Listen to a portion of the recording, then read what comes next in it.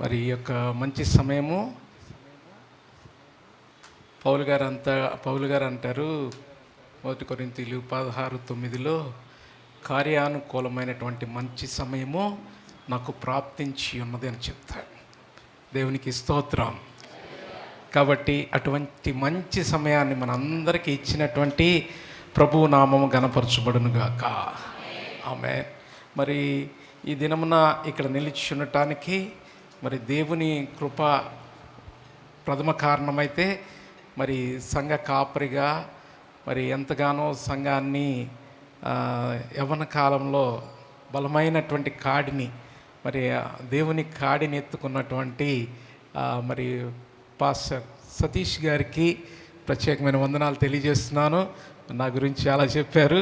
మరి సహోదరులకు ఉన్న ప్రేమను బట్టి నన్ను ఇది ఆహ్వానించారు. మాది ఇక్కడ పక్కనే కాబట్టి నన్ను కూడా చాలామంది చూసి ఉంటారు. మరి అమ్మగారు అమ్మగారు కావచ్చు, మరి యొక్క పరిచయాన్ని చూసి మేము ఎంతో సంతోషిస్తూ ఉంటాం. ఎప్పుడు కూడా ప్రార్థనలో కొనసాగుతున్నటువంటి సంఘముగా, మరి ఆధునిక యుగంలో ఇంత ఆత్మీయంగా బలపడుచున్నటువంటి సంఘాన్ని బట్టి మేము ఎంతో ఆనందిస్తూ ఉంటాం. మరి ఎంతైనా తక్కువే. ఈరోజు మరి కూడి వచ్చిన మీ అందరూ కూడా ఈరోజు సెలవు అని, ఇండిపెండెన్స్ డే అని, వివిధ కారణాల వల్ల వారి మరి వ్యక్తిగత పనుల మీద వెళ్ళిపోతూ ఉంటారు. కానీ ఇక్కడ కూర్చున్న మీరందరూ కూడా ఎంతో ధన్యులని దేవుని సన్నిధిలో నేను ఆనందిస్తున్నాను. కాబట్టి మరి కూడి వచ్చిన మీ అందరికీ కూడా దేవుని పరిశుద్ధ నామంలో వందనాలు, శుభాలు.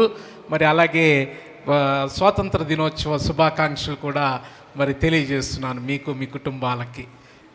మరి నా పేరు తెలియజేశారు. నా పేరు బేతపూడి రవికాంత్. నేను మరి సేవా పరిచర్లు మా తండ్రి గారు స్థాపించినటువంటి సంఘాలు పోరంకి, మంగళగిరి, నెడమర్రు. మాది రూరల్ పరిచర్య.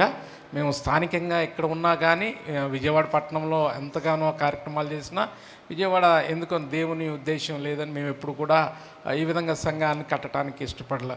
మేము మరి 1980 నుంచే యనమలకుదురు గ్రామంలో పెద్ద బహిరంగ సభలు, మరి తాటాకు పందిళ్ళు వేసి ఆ రాజు నుంచే మా తండ్రి గారు ప్రభాకర్ రావు గారు చేస్తూ ఉండేవారు.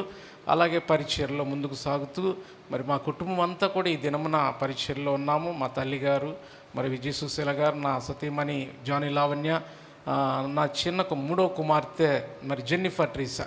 మరి మా అమ్మగారు సంఘ పరిచర్లో ఉంటారు. మా భార్య గారు మరి కరోనా టైంలో మరి జూమ్ ప్రేయర్ స్టార్ట్ చేసాం.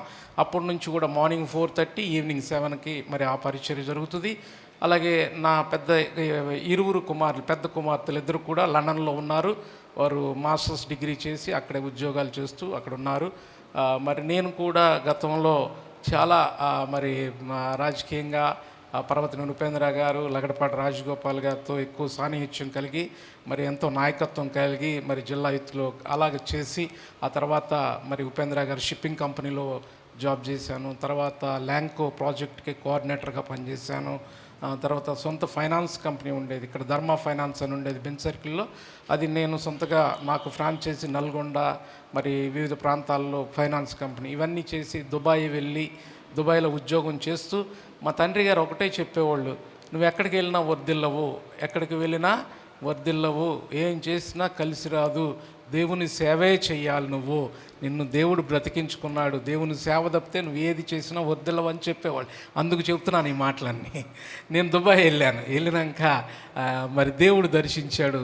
ఉన్న ఉద్యోగాన్ని రిజైన్ చేసి పరిచర్యకి వచ్చేసాను. పరిచర్యకి వచ్చిన ఆ స్థితిలో మరి ఎంతో ఉన్నతమైన స్థితిలో దేవుడు నిలబెట్టినప్పటికీ మరి నేను ఉద్యోగం రిజైన్ చేసి వచ్చినప్పుడు నా స్థితి 3 కుమార్తెలు, మరి ఏమీ లేనటువంటి స్థితిలో నేను నమ్మకంగా పరిచర్యకి వచ్చాను. నా భార్య నన్ను బలపరిచింది. నా భార్య కూడా కంప్యూటర్ ఇంజనీరు. వాళ్ళ తండ్రి గారు రాకెట్ సెంటర్ ఇస్రోలో ఇంజనీరు. వాళ్ళ అమ్మగారు ఈఎస్ఐలో స్టాఫ్ నర్సు. మరి వాళ్ళు పీవీపీ పక్కనే ఉంటారు. మంచి కుటుంబం, కొంచెం హోదా కలిగిన కుటుంబం. మరి నేను మా భార్యని అడిగాను, నేను మరలా ఏదైనా ఉద్యోగానికి వెళ్ళనా, అందరూ ఇబ్బంది పడుతున్నారంటే నా భార్య నన్ను చెప్పింది ఏంటంటే, వద్దండి, మనం చాపేసుకొని ప్రార్థన చేసుకుందామండి, దేవుడే సహాయం చేస్తాడు.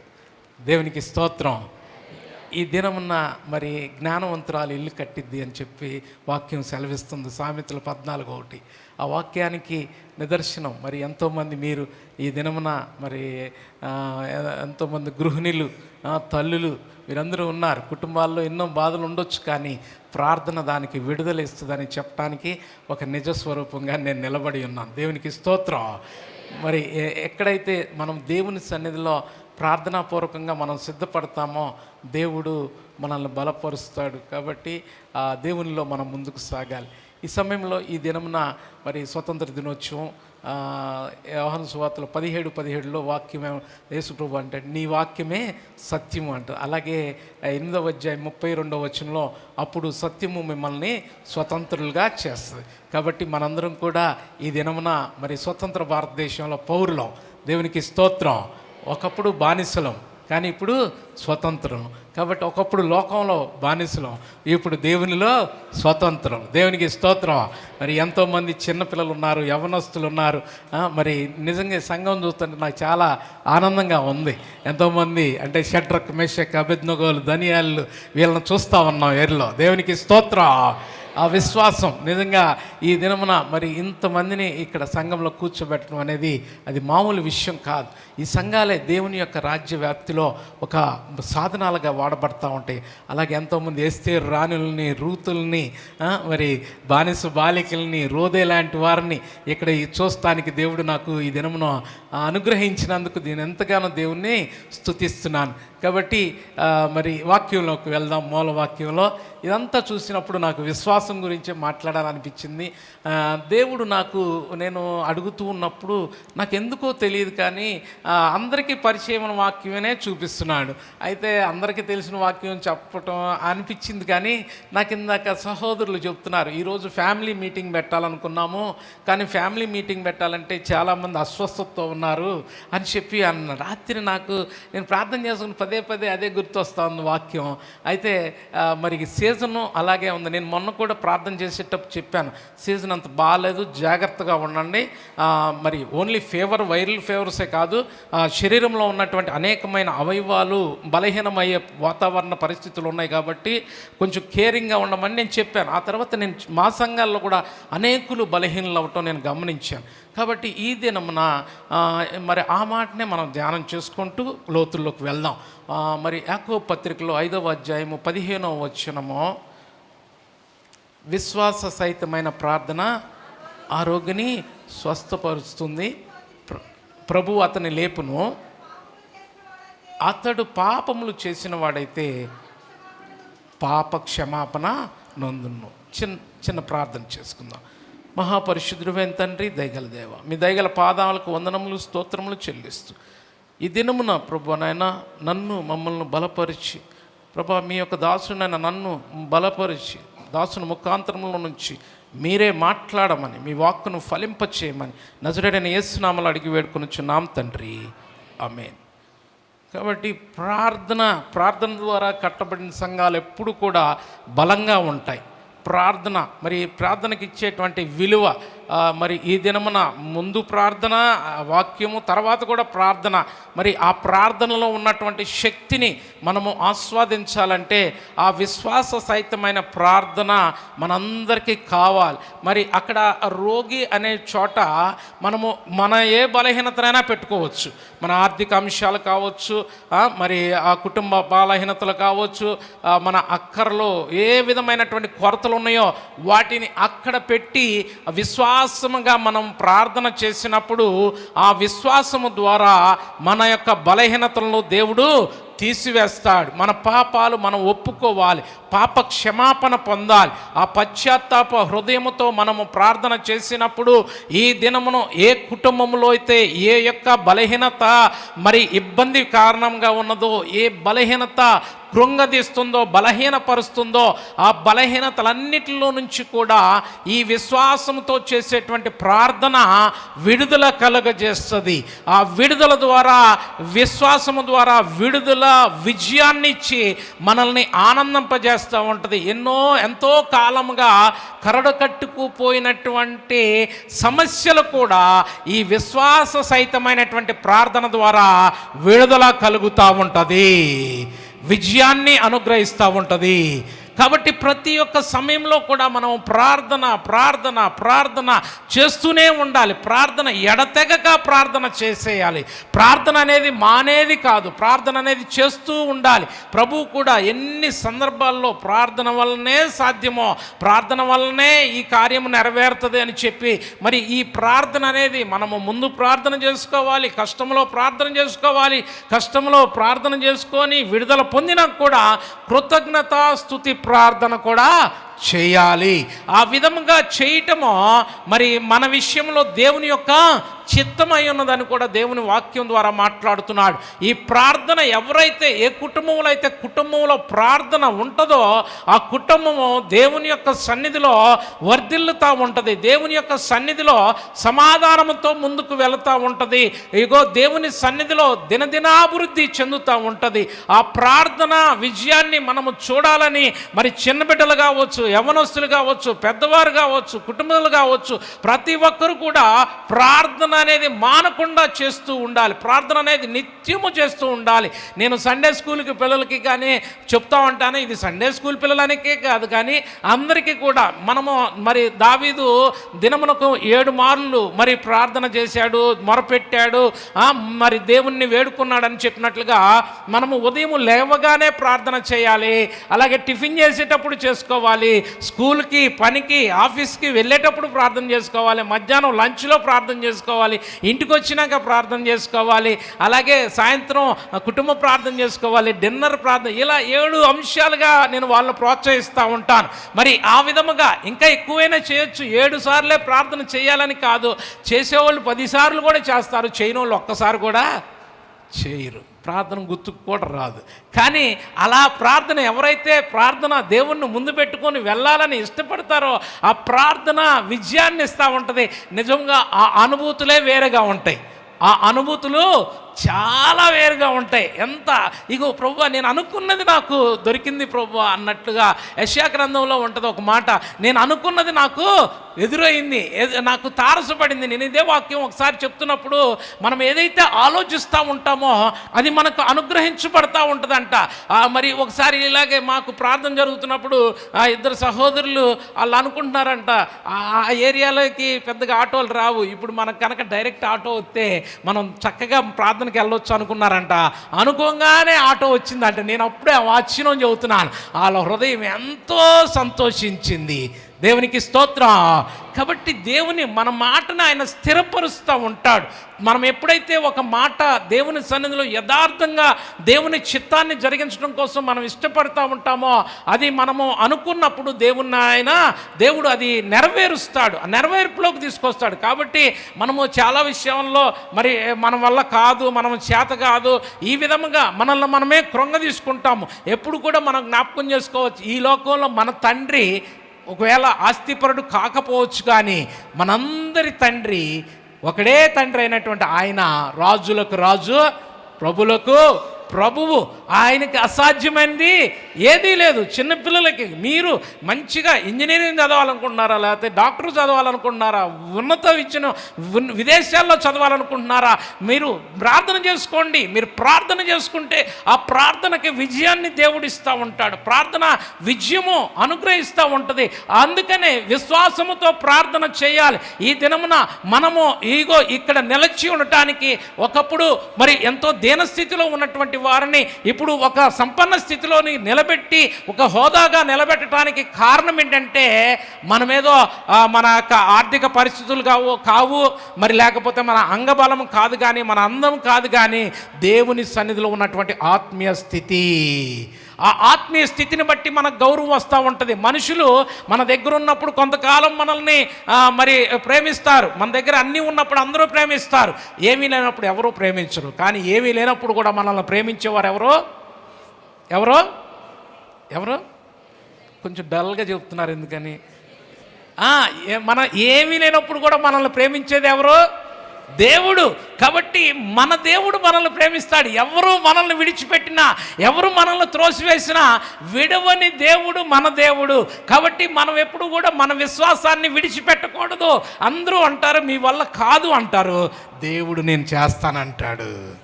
దేవుడు నేను చేస్తానంటాడు. మీ ఏదైతే ఉద్దేశం ఉందో మీరు మీ భారము యెహోవా మీద మోపుము అని చెప్తున్నాడు. నీ భారము యెహోవా మీద మోపుము, ఆయన నిన్ను ఆదుకొనును.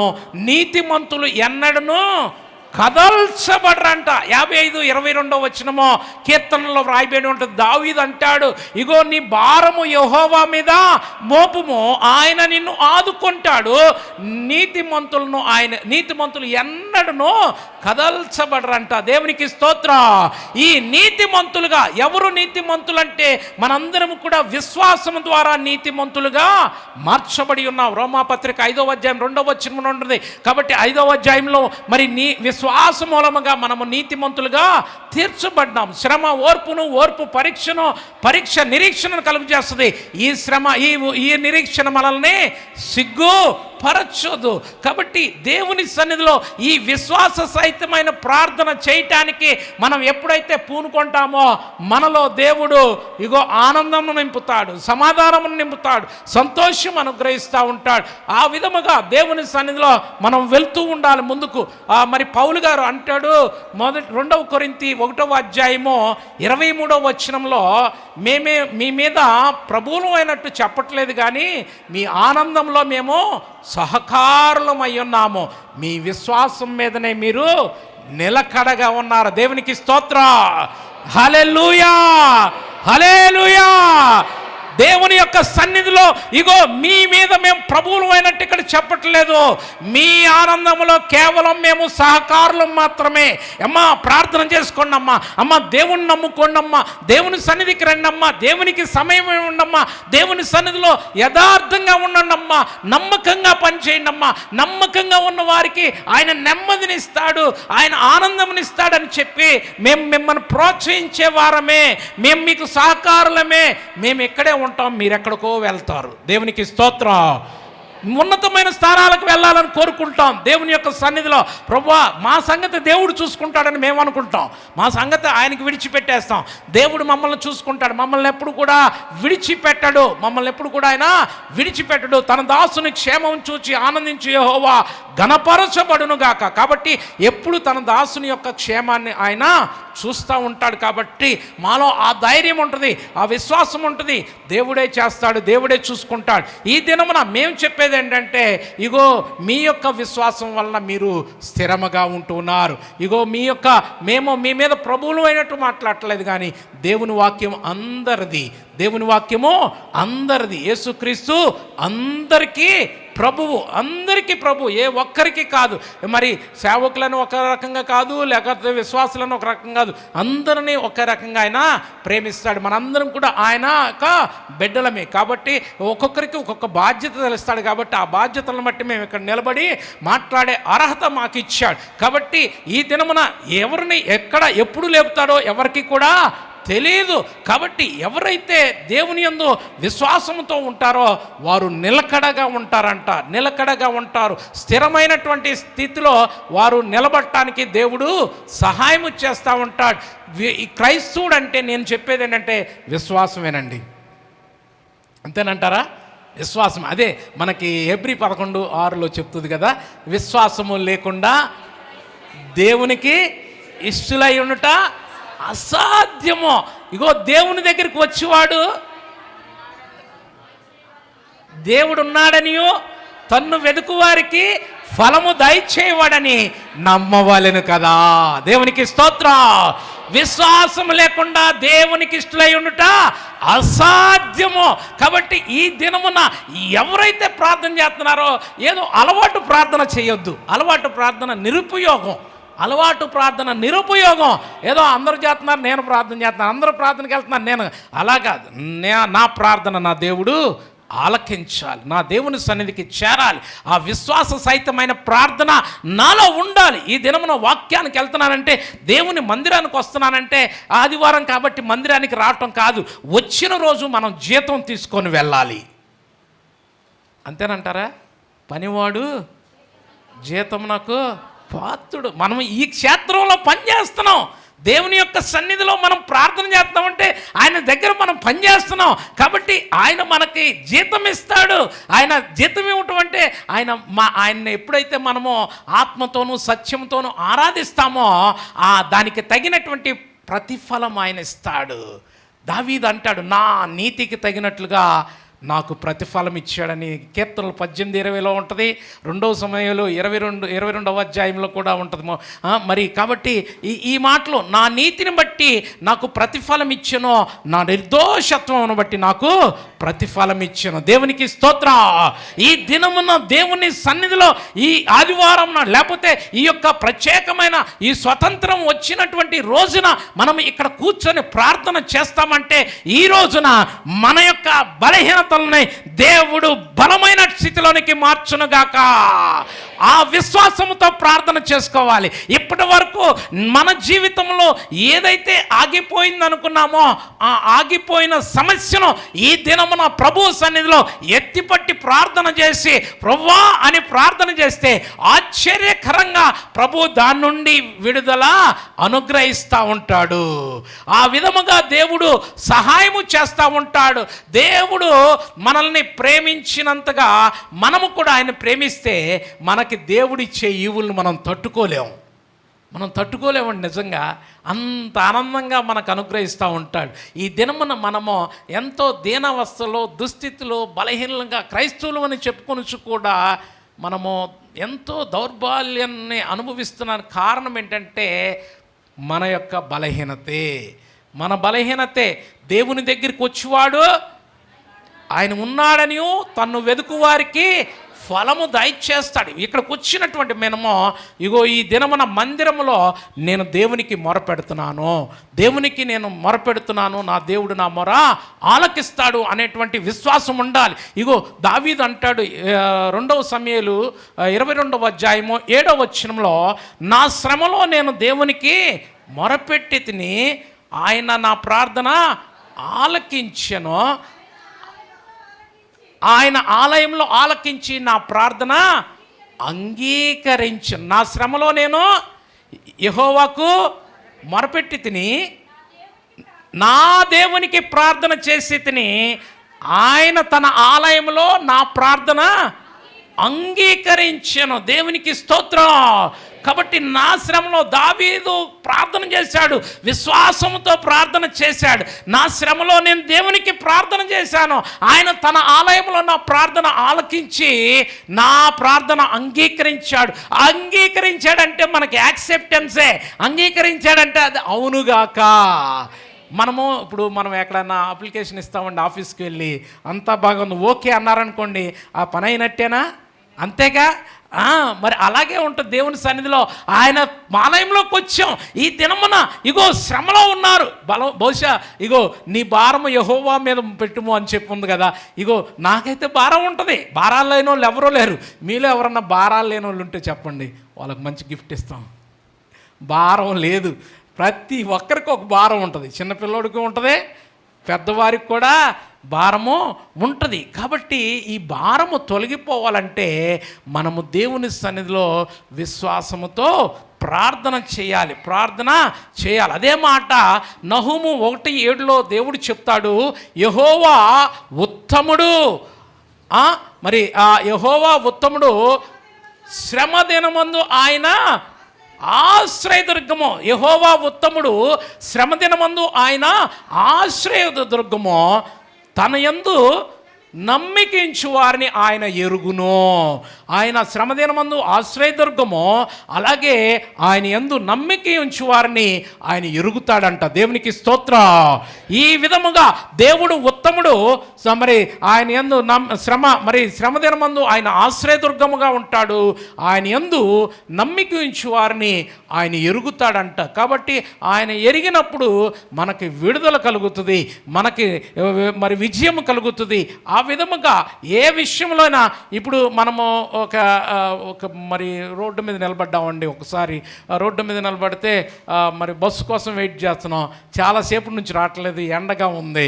ఆ టైంలో కనుక ఒక ఏసీ కారు వచ్చి ఆగి డోర్ దించి, బ్రదర్ సిస్టర్ రండి ఎక్కండి, మనకు తెలిసిన వాళ్ళు వచ్చి ఎక్కమంటే అందరిలో మనం ఎలా ఉంటాం?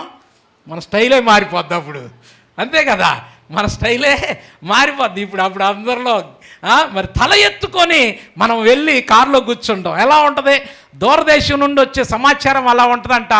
ఎండలో వచ్చిన వాళ్ళకి మంచినీళ్ళు, చల్లటి నీళ్ళు ఇస్తే ఎలా ఉంటుందో అలాగే మనల్ని ఎరిగినటువంటి దేవుడు మనకి విడుదల ఇస్తాడు, మనకి విజయం ఇస్తాడు. ఆ విధముగా చేసినప్పుడు మనలో ఎంత సంతోషం కలుగుతుంది, ఎంత ఆనందం కలుగుతుంది. ఆ విధముగా దేవుని యొక్క నామములో మన విశ్వాసమునకు కర్తయు దాన్ని కొనసాగించుపోయిన యేసు వైపు చూచు మన ముందు ఉన్నటువంటి పరుగు పందెంలో ఓపికతో పరిగెత్తడం మనం నేర్చుకోవాలి. ఇక్కడ కావాల్సిందేంటి, మనకి ఓపిక కావాలి. అంతేగాని ప్రార్థన చేయగానే అయిపోద్దని అందరూ అనుకుంటారు. ప్రార్థన చేయగానే అయిపోద్ది, అయ్యగారు ప్రార్థన చేస్తే అయిపోద్ది, లేకపోతే వాళ్ళు ప్రార్థన చేయాలి. నీ ప్రార్థన ఉండాలి. ఎవరు ప్రార్థన ఉండాలి? మేము ప్రార్థన చేస్తాం, అది మా బాధ్యత. మరి మా బాధ్యత కాబట్టి మేము ప్రార్థన చేస్తాం. కానీ మీరు కూడా చేయాలా? మీరు కూడా చేయాలా వద్దా? చెప్పరండి. ప్రార్థన అనేది చేసేదా మానేదా? నిరంతరం చేసేది. దేవునికి స్తోత్రం. ఆ ప్రార్థన ఎవరైతే చేస్తారో వారి చుట్టూ దేవదూతలు ఉంటాయంట. మన పాదములకు రాయి తగలకుండా వారు తమ చేతుల మీద ఎత్తి పట్టుకునేట్లుగా దేవుడు ఏర్పాటు చేస్తాడు. నిజము. మరి ఈ మాట పూర్ణాంగీకారము. నేను చాలా దేశాలు తిరిగాను, చాలా దేశాలకు వెళ్ళాను సువార్త ప్రకటించడం కోసం. నాకు అందరూ అమెరికా వెళ్తారు. నాకు 1990లో అమెరికా ఆఫర్ ఉంది. 1990లో మరి ఈసీఐ చర్చ్ అని ఇక్కడ ఉంటుంది, మరి ఫ్రీమాన్ బైబిల్ కాలేజ్ అనే ఉండేది. ఆ బిల్డింగ్ కూడా మా నాన్నగారు అప్పట్లో ఇప్పించారు. వాళ్ళతో మాకు ఎక్కువ సన్నిహిత సంబంధాలు ఉండేవి. నేను హైదరాబాద్ వెళ్ళా 90లో. మరి డాక్టర్ లైటన్ ఫోర్డ్ అని బిల్లీ గ్రాహం గారు అల్లుడి సభలకు వెళితే అక్కడ డూయిస్ రోజర్ అనే ఈ సంస్థకి స్పాన్సరు 3000 సంఘాలు కట్టాడండి ఆయన. ఆ రోజు నేను 90లో, అంటే నేను ఒక 18 ఏళ్ళ యవ్వనుడిని. నాకు ఆ రోజుల్లో అమెరికా విజిటింగ్ కార్డు ఇవ్వటం అంటే అది చాలా అమూల్యమైనది. ఎంతోమంది సేవకులు అడిగితే ఆయన ఇవ్వాల. No, he is my friend అని చెప్పి నాకు ఇచ్చాడు. నాకు ఇచ్చి నువ్వు నాకు లెటర్ రాయి, నేను తీసుకెళ్తాను. ఇంటికి తీసుకొచ్చి మా నాన్నగారికి చూపిస్తే, మనం ఎవరో సహాయం వల్ల మనం చేయకూడదురా, మన డబ్బులతో మనం సేవ చేయాలరా, అదే పరిచర్య ఎప్పుడు కూడా. మరి నాకు ఎంతోమంది అమెరికాలో ఎన్ని దేశాల్లో ఫ్రెండ్స్ ఉన్నారు, కానీ ఎవరి దగ్గర చేయి చాపుకోకుండా స్వశక్తితో ఇంకా అవసరమైతే మేమే ఖర్చు పెట్టి చెయ్యాలి. అందుట్లో ఉన్న ఆత్మీయ ఆనందము, తృప్తి, మరి ఎంతో సంతోషం. కాబట్టి ఆ విధముగా మరి నేను అమెరికా దేశం వెళ్ళలేదు, కానీ అందరూ అమెరికా ఎంతోమంది నాకు కెనడా వీసా మరి ఇది వచ్చిందనమాట. మరి ఇన్విటేషన్ లెటర్ వస్తే నా స్నేహితుడు తీసుకెళ్ళి 5 లక్షలు నా అకౌంట్లో వేశాడు. నువ్వు వెళ్ళు కెనడా అని. నాకు ఇష్టం లేదు, నేను వెళ్ళనంటే బలవంతంగా తీసుకెళ్ళాడు. దేవుని చిత్తం కాదు, బ్యాంకులో వేశాడు, కానీ నేను దానికి అప్లై చేయలేదు. ఎందుకో నాకు ఇష్టం లేదు. కానీ నేను ఆఫ్రికా, టాంజానియా, కెన్యా, ఉగాండా, ఈ దేశాలకు వెళ్ళి, అందరూ వెళ్ళేదే కాదు, మనం వెళ్ళని దేశాలకు వెళ్ళాలని ఆ దేశాలకు వెళ్ళి అక్కడ సువార్త ప్రకటించి వచ్చా. దేవునికి స్తోత్రం. నా సొంత డబ్బులతోనే వెళ్ళాను. నాకు అక్కడ ఎవరో పరిచయస్తులేరు. ఏదో ఫేస్బుక్లో కనెక్ట్ అయ్యారు, మీటింగు రమ్మన్నారు, అంతే వెళ్ళిపోయాను బ్యాగ్ తగిలించుకొని. అక్కడ దేవుని కృప వలన మరి అనేక ప్రాంతాలు వెళ్ళటానికి 3 దేశాలు కంటిన్యూస్గా సువార్త ప్రకటించి మరి సువార్త పరిచర్యలో పాల్గొని వచ్చాను. మరి అదొక సంతృప్తి. అయితే అక్కడికి వెళ్ళినప్పుడు కొంతమంది నాకు యూకే ఫ్రెండ్స్ పరిచయం అయ్యారు, ఇంగ్లాండ్ దేశస్తులు. అక్కడ పరిచయం అయినప్పుడు ఆ తదుపరి సంవత్సరాలలో నేను నా కుమార్తెని మరి డిగ్రీ బీటెక్ అయిపోయినాక నేనైతే ఒకటే కోరిక, నాకు నా ఉన్నతమైన విద్య చదివించాలనేదే ఆశయం. దేవుని యొక్క సన్నిధిలో మరి ఫారెన్ పంపించి చదివించాలనేది నాకు ఆ కోరిక. మరి దేవుడు ఇచ్చాడు తలంపు. ఎందుకంటే నా కుమార్తె కూడా రోబోటిక్స్ ఇంటర్నేషనల్ కాన్ఫరెన్స్లో పాల్గొంది. చంద్రబాబు నాయుడు గారితో 2 సార్లు వీడియో కాన్ఫరెన్స్లో ప్రాజెక్ట్ గురించి ఎక్స్ప్లెయిన్ చేసేది. ఇంత టాలెంట్ ఉన్న బిడ్డని మనం ఆపకూడదని, పంపించాలని మా కుటుంబంలో అందరూ కూడా వ్యతిరేకించారు. డబ్బులు లేవు, అదిగాక ఆడపిల్లని విదేశాలకు పంపించడం ఏంటని. ఆ విధముగా మరి నేను పంపించడానికి పూనుకున్నప్పుడు నా దగ్గర డబ్బులు లేవు, కానీ దేవుడు సహాయం చేశాడు. దేవుడే సహాయం చేశాడు. ఎలా జరిగిందో కూడా ఈ రోజుకి ఆశ్చర్యంగా ఉంటుంది. ఎలా కట్టుకున్నామో కూడా అర్థం కాదు. లోను లేదు, డైరెక్ట్గా డబ్బులు కట్టి పంపించాము. అలా దేవుడు సహాయం చేసి వెళితే, ఎప్పుడైతే నేను టాంజానియా, ఆఫ్రికా వెళ్ళానో అక్కడ పరిచయమైన వాళ్ళు మా పాపను వచ్చి రిసీవ్ చేసుకొని వేరే వాళ్ళకి చెప్తే, మా పాప ఒంటరికి వెళితే భోజనం కూడా లేదు ఫ్లైట్లో సరిగ్గా. అటువంటి సమయంలో ఒక ఆమె వచ్చి అక్కడ ఆఫ్రికన్నే వచ్చి వాళ్ళ ఇంటికి తీసుకెళ్ళి వేడి వేడి అన్నం పెట్టించిందంట, వండి పెట్టిందంట. దేవునికి స్తోత్రం.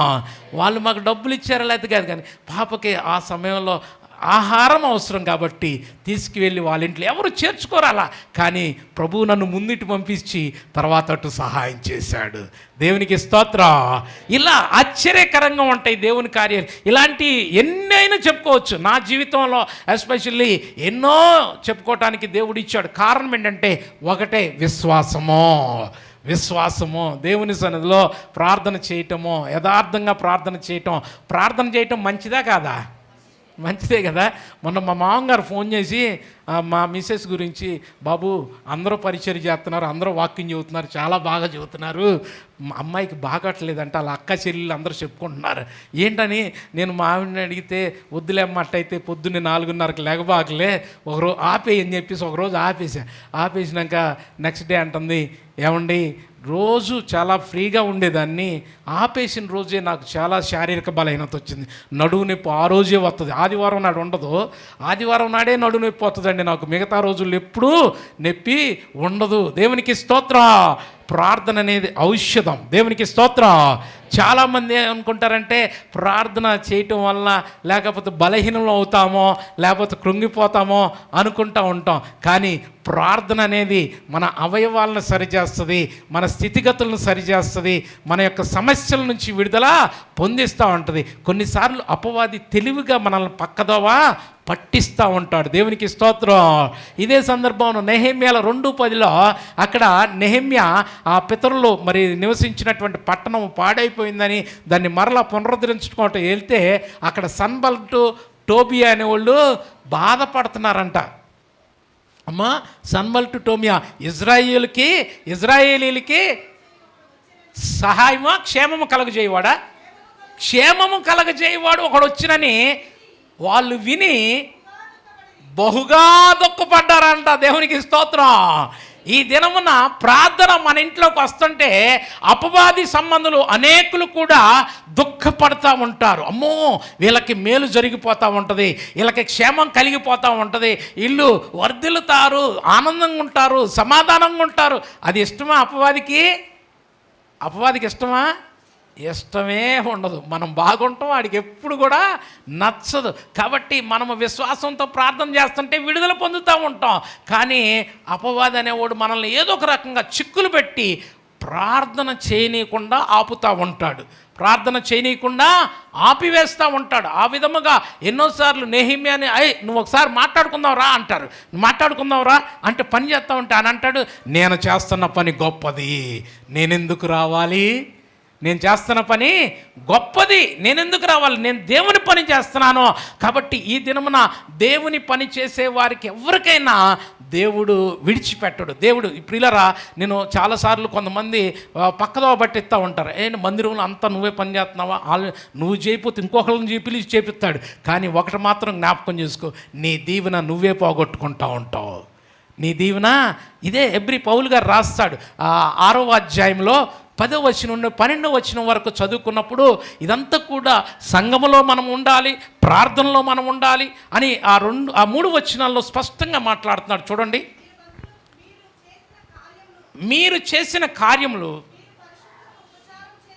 మీరు పరిశుద్ధులకు ఉపచారం చేసి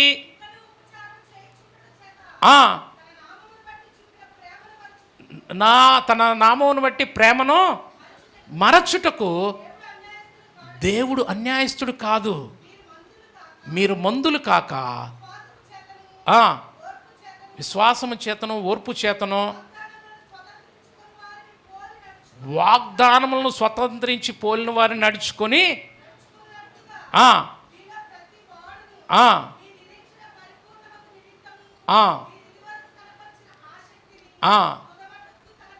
తుదమట్టుకు కనపరచవలనని ఆపేక్షించుచున్నాను. దేవునికి స్తోత్రం.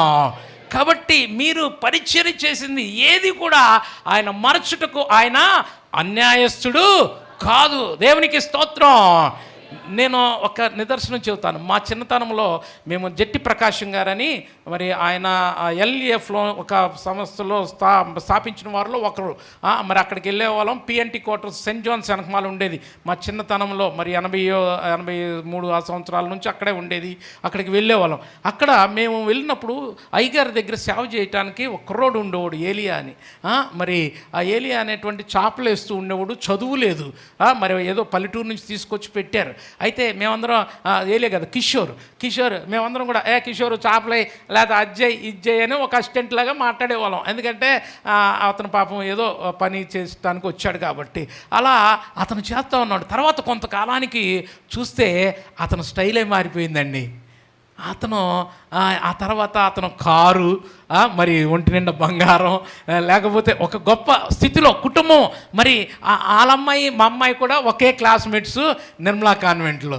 నిజంగా అతను చూసినప్పుడు చిన్నప్పుడు మరి ఏ విధంగా చూసామో ఇప్పుడు అతన్ని ఆ బ్రదర్ అండ్ కిషోర్ అనేటువంటి మేము ఈ బ్రదర్ కిషోర్ అనాల్సి వచ్చిన పరిస్థితి వచ్చింది. ఎలా వచ్చింది? అది దేవుని సన్నిధిలో పరిచర్య చేసిన విధానాన్ని బట్టి. దేవునికి స్తోత్రం. నిజం. మరి ఇవన్నీ కూడా చాలామంది ఎక్కడైతే మనకి కొంతమంది కొంచెం రాయల్గా ఉంటారు, కానీ మరి చెన్నై కొన్ని ప్రాంతాలకు వెళ్ళినప్పుడు అక్కడ సంఘాల్లో ఐఏఎస్లు ఐపీఎస్లు కూడా చెప్పుల స్టాండ్ల దగ్గర ఉండి వాళ్ళు చేస్తూ ఉంటారు. ఎందుకంటే అది మాకు ఆశీర్వాదం, అది మాకు దీవెన. దేవుని పని చేస్తే ఆయన గుక్కుడి చన్నీళ్ళు ఇచ్చేవారికి కూడా ఆ ఫలము పోగొట్టుకోడని వాక్యం ద్వారా సెలవిస్తుంది.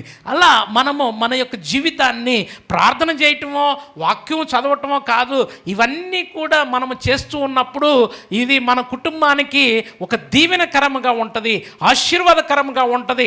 ఆ విశ్వాసాన్ని బట్టి ఆ రోగిని ఏ విధంగా స్వస్థపరుస్తాడో ఆ విశ్వాస సహితమైన ప్రార్థన మన జీవితాన్ని విడుదల కలిగిస్తూ ఉంటుంది, మన జీవితాన్ని విజయం వైపు నడిపిస్తూ ఉంటుంది. దేవునికి స్తోత్రం. నేను మరి ఏమీ లేనటువంటి నేను ఈనాన్న మరి ఎంతోమంది అంటారు నువ్వు చాలా ప్రౌడ్ఫుల్ ఫాదర్ అని చెప్పి అంటూ ఉంటారు. 2 కొడుకు కుమార్తెలు నీకు లండన్లో ఉన్నారు. వాళ్ళు సంపాదిస్తారా లేదా, లేకపోతే డబ్బులు దానికి తగినటువంటి ఉంటాయి వెనకమాల. ఎందుకంటే లోన్లు ఉంటాయి, అప్పులు ఉంటాయి, ఇవన్నీ ఉంటాయి. కానీ ఏ భయం కూడా ఉండదు, ధైర్యం ఉంటుంది.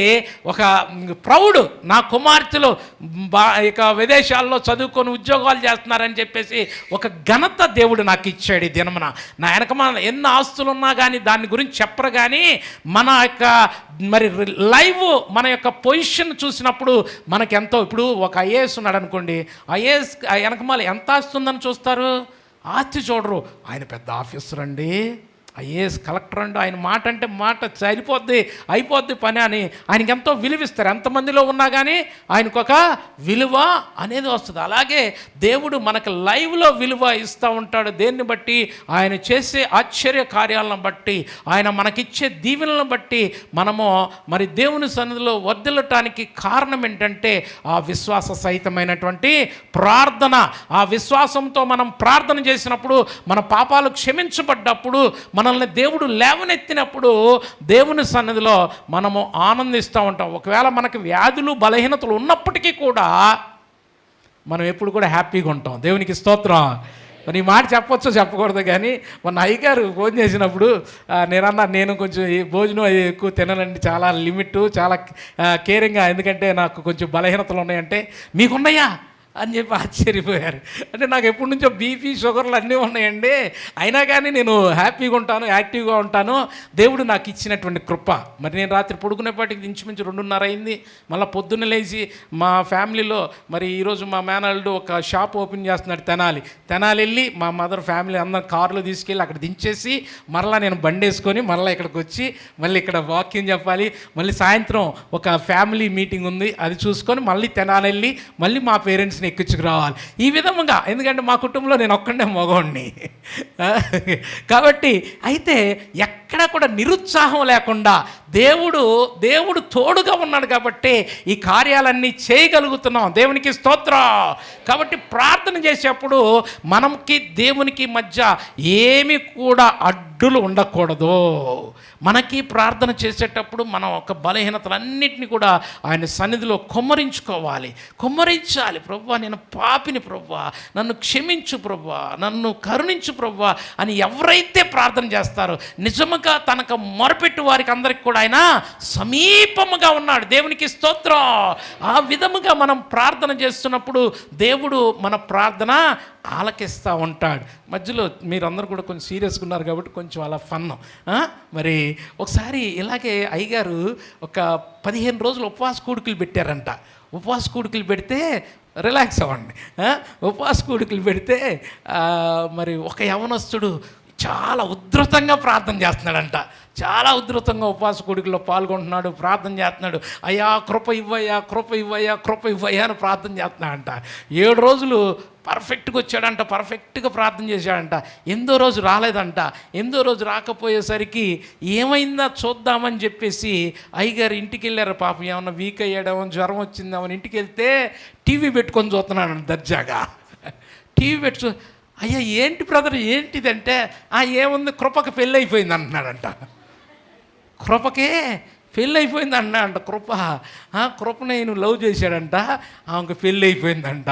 అందుకని ప్రార్థన మానేసి. అంటే ఈయన ప్రార్థనకు వచ్చింది ఎందుకు? కృప కోసం. అమ్మ ఎవరినంటే క్షమించండి, ఎవరు ఇది అనమాట. ఎవరో మరి కృప కోసం వచ్చాడా? అలా రావాలా ప్రార్థనకి?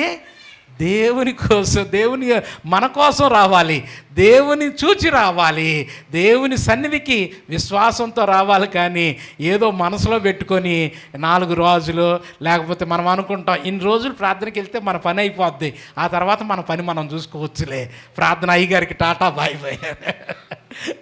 చాలామంది అట్టాగే ఉంటారు. అవసరం తెరకముందు అక్క ప్రార్థనకు రా, అన్నా ప్రార్థనకు రా, ఈరోజు కూడికి పెట్టుకున్నాం మా ప్రత్యేక ప్రార్థన, అందరూ పాల్గొనరా, టైం అయిపోవట్లేదా అని కూర్చోనీరు నుంచోనీరు. ప్రార్థన ప్రార్థన ప్రార్థన అంటారు.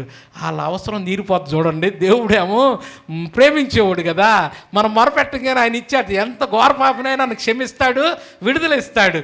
ఇవ్వంగానే ఒకరోజు వస్తారు, రెండోసారి పక్కకి వెళ్ళిపోతూ ఉంటారు. పక్కగా అయ్యగారు వస్తున్నారని అయ్యగారు వస్తున్నారు పక్క తిప్పుకుంటారు. ఇలా కాదు ప్రార్థన అనేది. అయ్యగారి కోసం ప్రార్థన మన యొక్క ఆత్మరక్షణ కోసం, మన కోసం. ఒకవేళ ఫ్యామిలీ ప్యాకేజ్, నువ్వు వెళ్ళవే, నువ్వు వెళ్ళి నా కోసం కూడా ప్రార్థన చేయి అంటారు కొంతమంది. ఏమంటే మీరు వెళ్ళండి నేను రానులే ప్రార్థన కానీ వీళ్ళు అంటారు. అలా కాదు, ఇది ఫ్యామిలీ ప్యాకేజ్ కాదమ్మా, ఇది ఇండివిజువల్ ప్యాకేజ్. దేవునికి స్తోత్రం. ఎవరి ప్రార్థన వాళ్ళే చేయాలి, ఎవరు ప్రార్థన వాళ్ళే చేయాలి. కానీ ఎవరు నా యందు నిలిచి ఉంటారో, ఎవరి యందు నా మాటలు నిలిచి ఉంటాయో వాళ్ళు బహుగా ఫలిస్తారు. ఎవరు అయితే నిలిచి ఉంటారో, నేను ద్రాక్షవల్లిని ఏంటి ఎవరు అంటున్నారంట, నేను ద్రాక్షవల్లిని ఈగల మీరు అంటున్నారంట. బైబిల్ చదవమంటే నేను ద్రాక్షవల్లిని ఈగలు మీరు. అయ్యో బాబు సరిగ్గా చూడు. కాబట్టి అలా కాదు, మనం ఆయన తీగలం, ఆయనలో ఉంటేనే మనము ఫలిస్తాం, లేకపోతే మన తీగను కట్ చేసేస్తాడు. ఫ్యామిలీ ప్యాకేజ్ కాదు, ఇక్కడ సింగిల్ ప్యాకేజే. కాబట్టి ఈ ప్రతి తీగ ఉండాలి, ప్రతి చిన్న బిడ్డ ఉండాలి, ప్రతి వృద్ధాప్యంలో ఉన్న వాళ్ళు కూడా ఉండాలి. దేవునికి స్తోత్రం. ఆ రీతిగా మనము దేవుని సన్నిధిలో ముందుకు వెళ్తూ ఉంటే ఆయన ద్రాక్షవల్లిగా ఉన్నాడు కాబట్టి మనల్ని కాస్తూ ఉంటాడంట. దేవునికి స్తోత్రం. మనము పక్కదోరలు పడితే ఆయనే కత్తిరిస్తాడంట, మనకు కంచి వేసి దాన్ని తీసివేస్తాడంట. 80వ కీర్తనలో 14వ వచనంలో ఈ మాట చెప్తూ ఉన్నాడు. చూడండి ఒకసారి. సైన్యములకు అధిపతియగు దేవా, ఆకాశంలోని మరలా చూడుము, ఈ ద్రాక్షవల్లిని దృష్టించుము, నీ కుడి చేయి నాటిన మొక్కను ఖాయము, నీ కొరకు నీవు ఏర్పరుచుకున్న కొమ్మను ఖాయము. కొమ్మ అంటే కుమారుడు. కాబట్టి ఇక్కడ ఏంటంటే ఆయన ఈ ముందు వచనాల్లోకి వెళ్తే ఆయన ఒక మొక్కను తెచ్చి నాటాడు. అది బాగా మరి లోతైన వేరులకు వెళ్ళింది, లోతుకు వెళ్ళి యెషయాలో వాడతాడు ఈ మాటలు. మరి లోతుకు వెళ్తుంది, వెళ్ళినాక బాగా విస్తరిస్తుంది. అయితే అది మార్గం తప్పిపోయినాక దేవుడు దాన్ని కంచి తీసివేస్తాడంట. కంచి తీసివేసినప్పుడు అందరూ కోసేస్తున్నారు, అన్నీ పాడైపోయింది. అప్పుడు అంటున్నాడు, అయ్యా నీవు నాటిన ఈ యొక్క ద్రాక్షవల్లిని మరలా చూడుము, ఆకాశం నుండి మరలా చూడుము, ఇగో నీవు నాటిన ద్రాక్షవల్లిని దృష్టించుము అని అడుగుతూ ఉన్నాడు. దేవునికి స్తోత్ర. కాబట్టి ఈ యొక్క మాటల్లో ఈ కొమ్మను నువ్వు కాయము. కాబట్టి ఈ దినమున మనము ఆయన నాటిన మొక్కలము. కాబట్టి మనము మన ఇష్టానుసారంగా వెళ్ళినప్పుడు మన మధ్య ఆయన కంచె తీసివేస్తాడు. ఏబు కుటుంబానికి వేసిన కంచె, ఏబు చుట్టూ వేసినటువంటి కంచె ఆయన తీసివేస్తాడు.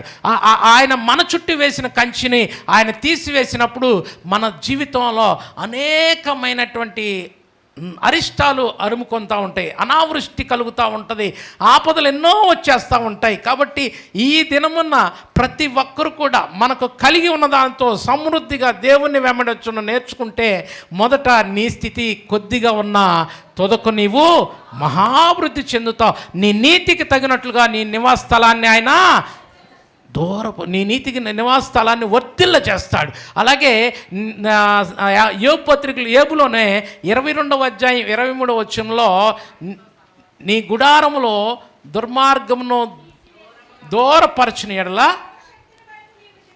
సర్వశక్తుని వైపు నువ్వు తిరిగిన ఎడల, దుర్మార్గమును దూరముగా తొలగించిన ఎడల నీవు అభివృద్ధి పొందేదవు. దేవునికి స్తోత్రం. నువ్వు సర్వశక్తిని వైపు తిరగాలి, దుర్మార్గాన్ని దూరపరచాలి. ఈ దినం మన ప్రార్థనకు రావటమే కాదండి, ప్రార్థన చేయటం కాదండి, ఆ దుర్మార్గం ఈ గుడారంలో ఏదైతే అపవిత్రత ఉందో వాటినన్నిటిని కూడా, ఆ దురాలోచనలు, దుష్టాభిప్రాయాలు, వీటన్నిటిని కూడా తీసుకొని ప్రశాంతంగా ప్రార్థన చేస్తే నీవు అభివృద్ధి పొందేదవు. దేవునికి స్తోత్రం. హల్లెలూయా. కాబట్టి నేను చాలా విషయాల్లో చాలా ఎందుకంటే నన్ను నేను పరీక్షించుకుంటూ ఉంటాను. నా తప్పులు ఎక్కడన్నా ఉన్నాయేమో, ఎక్కడ సహజంగా కొంతమందికి నొప్పిస్తాం, కొన్నిసార్లు నాయకత్వంలో ఉన్నాం కాబట్టి కొంతమందికి ఇబ్బంది కలిగిస్తామో, మరి ఈ విధంగా అయినప్పటికీ కూడా పరీక్షించుకొని ఆ తప్పులను ఒకసారి మరలా ప్రభు సన్నిధిలో ఒప్పుకొని అలా ఉంటున్నాం కాబట్టి ప్రభు మాకు సమాధానం ఇస్తూ ఉంటాడు, ప్రభు ఆనందం ఇస్తూ ఉంటాడు. ఎన్నో భారాలు, ఎన్నో బాధ్యతలు, మరి 3 కుమార్తెలు, మరి ఆర్థిక పరిస్థితులు అంతగా ఉండవు, కానీ అయినప్పటికీ కొన్ని లక్షలు వెళతానే ఉంటాయి. లక్షల వీసాలకి మరి ఈ దినమున ఈ నెలలో 3.5 లక్షలు వీసాకి కట్టాలి మా పాపకి. ధైర్యంగా నేను కట్టగలను అనేటువంటి విశ్వాసం నాలో దేవుడు ఇచ్చాడు. ఎవరి దగ్గర చేయి చాపకుండా, ఎవరితో మాట పడకుండా. ఎందుకంటే మన దేవుడు రాజు, ప్రభువులకు ప్రభువు, రాజులకు రాజు, ప్రభువులకు ప్రభు. కాబట్టి దేవుని దగ్గరికి వచ్చేవాడు దేవుడు ఉన్నాడనియో, తన్ను వెదుకు వారికి ఫలము దయచేస్తాడని నమ్మవలను కదా, నమ్మవలను అని చెప్పి దేవుని వాక్యం సెలవిస్తుంది. ఈ దినమున ఈ విశ్వాసంతో మనం వెళ్ళినప్పుడు మరొక మాట మీకు గుర్తు చేసి, ఇగో నేను అన్ని విషయాలు అంత బాగా చెప్పేశానని నేను అనుకోవట్లేదు. మీరు వాక్యాలు చదవండి, ఈ వాక్యాలు మీరు మరలా నెమరు వేసుకొని అందులోంచి మంచి వాక్యాలు, మంచి అమూల్యమైనటువంటి ఆ వాక్కులను మీరు పట్టుకొని ప్రార్థన చేయాలని కోరుచున్నాను. మరొక వాక్యాన్ని నేను గుర్తు చేసి ముగిస్తాను. ఇర్మియా భక్తుని యొక్క ప్రార్థన బాధ. మరి ఈ విలాప వాక్యాలు 3వ అధ్యాయము 17వ వచనంలో ఆ ప్రవక్త యొక్క బాధ చూస్తున్నాం. నెమ్మదికి నాకును బహుదూరం నెమ్మదికి. ఈ దినమున చాలామంది అయ్యో నెమ్మది లేకుండా పోయిందండి, నెమ్మదికి నాకు బహుదూరము చేసి ఉన్నాడు, మేలు ఎట్టిదో మేము మర్చిపోయామండి, నాకు బలగం ఉడిగిపోయింది నేను అనుకున్నాను, దేవుని యందు నాకు ఇంకా ఆశలు లేవనుకున్నాను.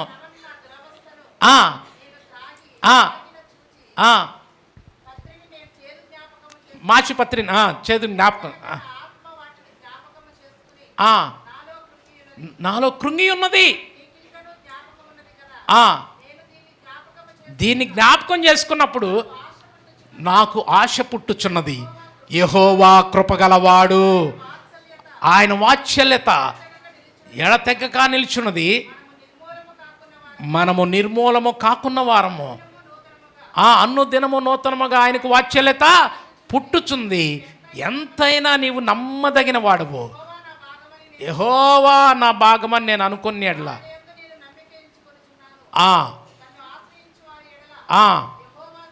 యెహోవా దయాళుడు, తనకు వెదకువాడు వల్ల ఆయన దయ చూపువాడు, నరులు ఆశ కలిగి యెహోవా అనుగ్రహించు రక్షణ కొరకు ఓపికతో కనిపెట్టుట మంచిది. దేవునికి స్తోత్రం. ఈ దినమున ఈర్మే విలాప ప్రవక్త అన్నాడు, అయ్యా నెమ్మదికి నాకు బహుదూరం అయిపోయింది, మేలు ఎట్టిదో నేను మర్చిన్నాను, నాకు బలము ఉడిగిపోయింది, నాకింకా దేవుని యందు ఆశలు లేవు, నాకింకా ఆశలు లేవాను కొనగా నా ఆశ నీవైతివే, ఆశలు తీర్చితివే, నలు దిశల నన్ను భయమావరింప నా పక్షమందుంటివే, నాక భయమిచ్చితివే,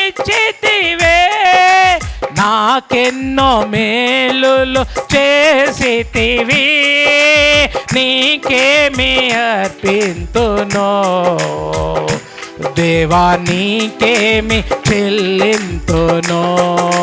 హల్లెలూయా యేసునాథా, కృతజ్ఞత స్తుతులివే. హల్లెలూయా యేసునాథా, కృతజ్ఞత స్తుతులివే.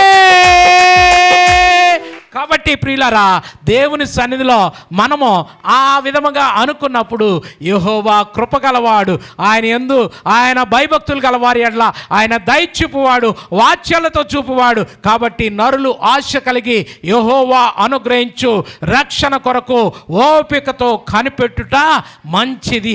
ఆ విధముగా మరి కనిపెట్టి ముందుకు సాగినప్పుడు దేవుడు మనల్ని నిరీక్షణ ఎప్పుడు కూడా సిగ్గుపరచడు, మనల్ని ఎప్పుడు కూడా విడిచిపెట్టడు.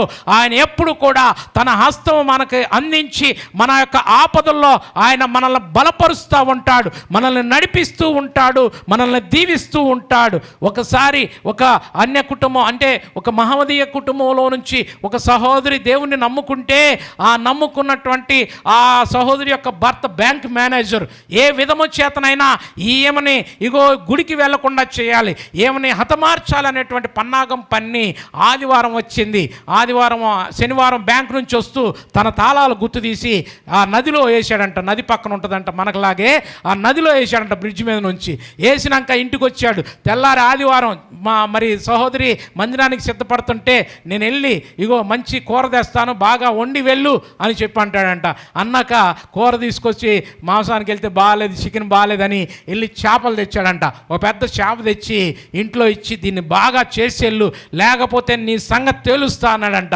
సరే అని చెప్పేసి ఏమో చేప చేస్తుంది. చేసినాక చేయబోతూ మరి ఆయన కూర కడిగి మరి పొయ్యి మీద పెట్టినప్పుడు అన్నాడంట, ఇప్పుడు క్విక్గా వచ్చి నేను బ్యాంక్కి వెళ్ళాలి, బ్యాంక్ తాళాలు పట్టురా అన్నాడంట. నేను బ్యాంకుకి వెళ్ళాలి, బ్యాంకు తాళాలు పట్టురా అన్నాడంట. ప్లాను ఏమైనా హింస పెట్టాలని. కాబట్టి ఆ విధముగా తాళాలంటే అప్పుడు అడిగిందంట, తాళాలేనా, బ్యాంకు తాళాలేనా అందంట. బ్యాంకు తాళాలే తీసుకురా అన్నాడు. సరే లోపలికి వెళ్ళిందంట. ఏంటంత ధైర్యంగా వెళ్తుంది అని చెప్పి అనుకుని చూస్తున్నాడు. ఇక ఆయన ఏమనుకుంటాడు, ఇవాళ ఉందలే రవస అనుకున్నాడు. కానీ ఇల్లామా తాళాలు గుర్తుతో వచ్చిందంట. దేవునికి స్తోత్రం. తాళాలు గుర్తుతో వచ్చేపాటికి ఆశ్చర్యపోవటం ఆయన వంతయింది.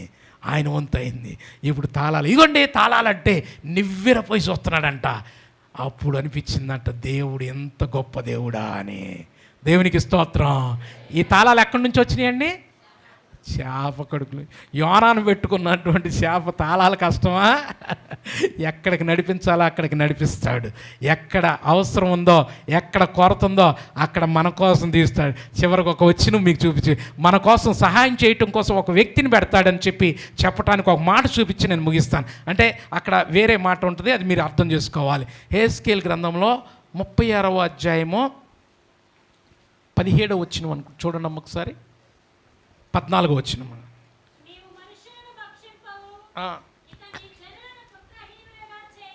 కాదమ్మా ఒక్క నిమిషం. హెస్కేల్ గ్రంథము 36:8 చూడమ్మా. ఇశ్రాయేలు పర్వతములారా, ఒకసారి మళ్ళీ స్పష్టంగా చదవండి. ఇశ్రాయేలు పర్వతములారా, ఇక కొంతకాలమునకు ఇశ్రాయేలీలకు నా జనులు వచ్చెదరు, మీరు చిగురు పెట్టి వారి కొరకు మీ ఫలములో ఫలించుడి, నేను మీ పక్షమున ఉన్నాను, నేను మీ తట్టు తిరగగానే మీరు దున్నపడతారు, విత్తబడతారు. దేవునికి స్తోత్రం. చాలమ్మా, ఈ వాక్యాన్ని మీరు అర్థం చేసి ఇశ్రాయేల్ పర్వతాలకి ఆజ్ఞాపిస్తున్నాడు దేవుడు. యెరూషలేము కోసం మనం ప్రార్థన చేశాం కదండి. యెరూషలేము కోసం ఎప్పుడు కూడా ప్రార్థన చేయాలి. యెరూషలేమా, నిన్ను ప్రేమించేవారు వర్ధిల్లుతారు. కాబట్టి యెరూషలేము కొరకు ప్రార్థన చేయమని 122వ కీర్తనలో మనకు తెలియజేస్తుంది. కాబట్టి ఇక్కడ దేవుడు అన్నాడు, ఇజ్రాయేల్ పర్వతములారా, పర్వతాలతో ఆజ్ఞాపిస్తున్నాడు, ఇంకా కొలత కాలానికి నా జనులకు మరి ఇజ్రాయేలీలు యెరూషలేము వాసులు యెరూషలేముకు వస్తున్నారు. కాబట్టి మీరు వారి కోసము చిగురు పెట్టి ఫలించండి అంటే, అయ్యా అంటున్నా పర్వతంలో, అయ్యా మా మీద ఫలాల మొక్కలు లేవు, ఏమి లేవు, ఎట్టా ఫలిస్తామంటే, నేను మీ పక్షాన ఉన్నాను. మీ తట్టు తిరగంగానే మీరు దున్నబడతారు, విత్తబడతారు, ఆ తర్వాత ఫలించమని చెప్పబడింది. దేవునికి స్తోత్రం. హల్లెలూయా. అలాగే మన కోసం మీరు ఎప్పుడైనా ఇంటర్వ్యూకి వెళ్ళినా, ఏ పని మీద వెళ్ళినా, మన కోసం అక్కడ ఒకరు ఉన్నారు, దేవుడు పంపించాడని నమ్మి మీరు ఆ విధముగా ప్రార్థన చేసుకోండి. ఆ విధముగా ప్రార్థన చేసుకున్నప్పుడు దేవుడు మన కోసం ఏర్పాటు చేస్తాడు. నేను ఇదే విషయాలు మొన్న ఈ మధ్య ఇక్కడే ఉంటుంది, మా మరదలు కుమార్తె సంవత్సరం నుంచి సాఫ్ట్వేర్ జాబ్ లేదు, లేకపోతే ప్రార్థన చేసుకుంటుందంట. ఆ రోజు ఎందుకో పవర్ వచ్చినట్టుగా అనిపించిందంట. పవర్ వచ్చినట్టుగా అనిపించినప్పుడు ప్రార్థన చేసుకుంది, ఇంటర్వ్యూ చేసింది. ఒక అమెరికన్ కంపెనీతో మరి సాఫ్ట్వేర్ జాబ్లో మళ్ళీ ఆ పిల్లకి అపాయింట్మెంట్ వచ్చింది. అయితే అంతకుముందు సంవత్సరం లేదు కదండి జీతం, మరి ఇప్పుడు 4 అంతలు రెట్టింపు జీతం ఇచ్చాడంట. దేవునికి స్తోత్రం. ఈ మాటలు చెప్పినప్పుడు నిజమే, అక్కడ మాకెవరు తెలియదు, కానీ మా కోసం ఒక వ్యక్తిని ఏర్పాటు చేసినట్లుగా జరిగింది అని చెప్పి ఆ సహోదరు చెప్తున్నప్పుడు అంటున్నాడు, ఇగో నా మహాసైన్యం తినివేసిన పంటను నేను మరలా నీకు ఇస్తున్నాను. చీడ పురుగులు, పరసర పురుగులు, గొంగల పురుగులు, మిడతలు తినివేసిన ఆ పంటను నేను మరలా మీకు ఇస్తున్నాను. దేవునికి స్తోత్రం. ఈ దినమున మీలో విశ్వాసం ఉంటే మీది ఏదైతే కోల్పోయారో దానిని మరలా దేవుడు మీకు ఇవ్వబోతున్నటువంటి సమయాలు. ఈ సమయాల్లో ప్రార్థనలో బలంగా చేయాలని, ప్రార్థనలో మరి ఎక్కడ కూడా ఎడతెగకుండా ప్రార్థన చేయాలని, పౌరుషంగా ప్రార్థన చేయాలని, ఆ పోరాటంతో ప్రార్థన చేయాలని, మరి ప్రభు సన్నిధిలో మెలకువగలిగి ప్రార్థన చేయాలని ప్రతి ఒక్కరూ గమనించి ఆ విధముగా చేస్తున్నప్పుడు ఎప్పుడు కూడా మనం సంతోషం కోసం మనం వెళ్ళటం కాదు, ఆనందం కోసం మనం వెళ్ళటం కాదు, అభివృద్ధి కోసం మనం వెళ్ళటం కాదు, మనలో నుండి ఆ యొక్క దుర్మార్గాన్ని దూరపరిస్తే మనం అభివృద్ధి చెందుతాం. దేవునికి స్తోత్రం. నీ నీతికి తగినట్లుగా నీ నివాస స్థలాన్ని ఆయన వర్ధిల్ల చేస్తాడు. దేవుడు ఆ విధముగా ప్రతి ఒక్కరిని కూడా బలపరచాలని ఈ దినమున ఎవరి వైపు చూసి ప్రార్థన చేయటం కాదు, దేవుని వైపు చూసి ప్రార్థన చేయండి. దేవుని వైపు చూసి దేవుని మందిరానికి రండి. దేవుని వైపు చూసి దేవుని వెంబడించండి. ఆ విశ్వాసంతో ఉండండి. నీ కోరిక సిద్ధింపజేసి నీ ఆలోచన యావత్తు సఫలపరచునుగాక. అట్టి కృప దేవుడు మనందరికీ అనుగ్రహించునుగాక. ఆమేన్. దేవుడి మాటలు దీవించునుగాక. ఆమేన్. నాకు ఈ అవకాశం ఇచ్చినటువంటి దైవజనులకి, సంఘానికి ప్రత్యేకమైనటువంటి వందనాలు తెలియజేస్తూ, నాకు ఎంత అవకాశం ఇచ్చినందుకు నేను దేవునికి మనసారా స్తుతిస్తూ మీ అందరికీ దేవుని పేరట వందనాలు తెలియజేస్తున్నాను. Thank you. మరొకసారి మనం అందరం చప్పట్లు కొడుతూ గౌరవిద్దాం. మరి